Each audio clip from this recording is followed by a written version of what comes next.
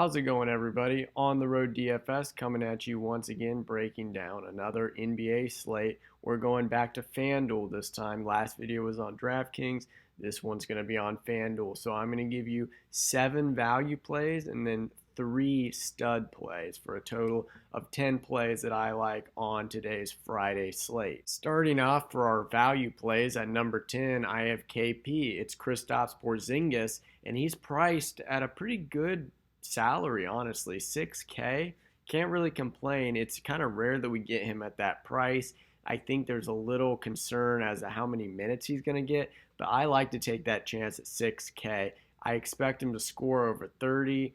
I think he'll play at least mid 20s minutes. It's a little bit of a risky play, but when I see Porzingis at 6K flat, that's a risk I'm usually okay taking. Next at number 9, it's Cole Anthony at 6K flat, just like Porzingis.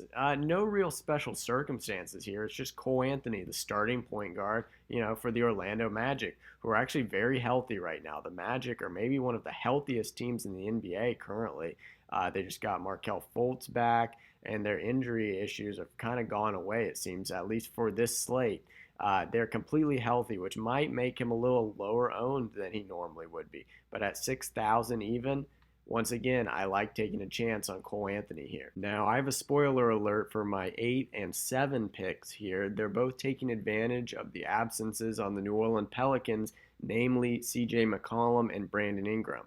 First, we have Devontae Graham, 4.3.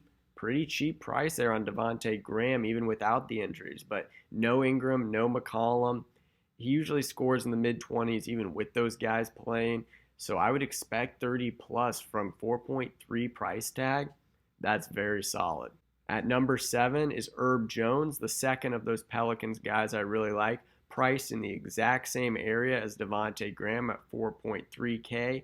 I kind of like Herb Jones' value even with those guys playing. I mean, he's a starter, but with those guys gone at 4.3, Herb Jones should crush.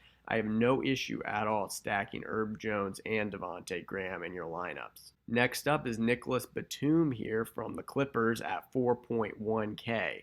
Now, Batum's minutes have been trending up, and this could be a possible high-scoring game as well. So I would look for Batum at 4.1 to potentially crush. It's just like I already said, the minutes are trending in the right direction. He played over a 30 last game. They've been coming up and up and up, and I just really like this position. At 4.1K, you don't need him to do a whole lot either. Next up at number 5 is Jeremy Grant of the Detroit Pistons. Grant has been on these lists from me before, and it paid off. I mean, he's 6.1K, so, a little on the expensive side for a value play, but nothing crazy here. Mid-30s minutes, and honestly, he's just too cheap, especially with the Detroit injuries we're seeing. Not his position specifically, but we've seen some guys fall around. Isaiah Stewart, he's fallen. I know some of their guards as well. Killian Hayes is out. I believe Diallo is out. He's a small forward, I believe. So not exactly the power forward spot, which is where Grant starts. But, I mean, all the same, more minutes to go around. Point blank, period. And our final value play here at number 4 is going to be Alec Burks of the New York Knicks.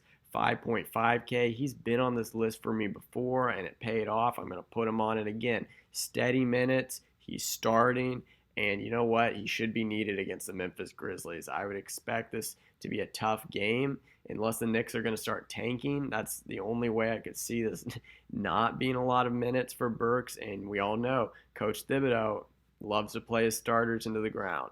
So I just think this is a very good spot for a guy to be priced at 5.5K. All right, now that I gave you some value, guys, that should open up some spots in your lineup for some spend-up options, which are what I'm going to be covering right now. At number 3, this guy is kind of in between value and spend-up. I mean, he's definitely more on the spend-up side at 9.1K, but maybe not as expensive as you'd think of from a spend-up option. It's Kyle Kuzma.